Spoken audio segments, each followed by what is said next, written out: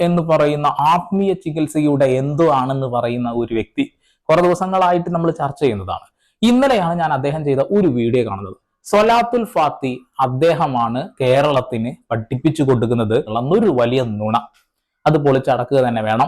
ഞാൻ ആധികാരികമായിട്ട് ഇസ്ലാം പഠിച്ച ഒരു വ്യക്തിയൊന്നുമല്ല. എന്നിരുന്നാൽ പോലും ഞാനും ചരിത്രം പഠിക്കുന്ന, ഞാനും മതങ്ങളെ കുറിച്ച് പഠിക്കുന്ന ഒരു മനുഷ്യനാണ്.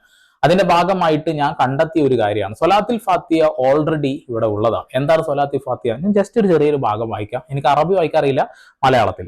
അള്ളാഹുവേ, അടച്ചിട്ടതിന്റെ തുടക്കക്കാരനും മുമ്പുള്ളതിന്റെ മുദ്രയും സത്യത്താൽ സത്യത്തെ പിന്തുണയ്ക്കുന്നവനും നിന്റെ നേരായ പാതയിലേക്ക് നയിക്കുന്നവനുമായ ഞങ്ങളുടെ യജമാനൻ മുഹമ്മദിന്റെ മേൽ നിന്റെ അനുഗ്രഹങ്ങൾ ചൊരിയണമേ.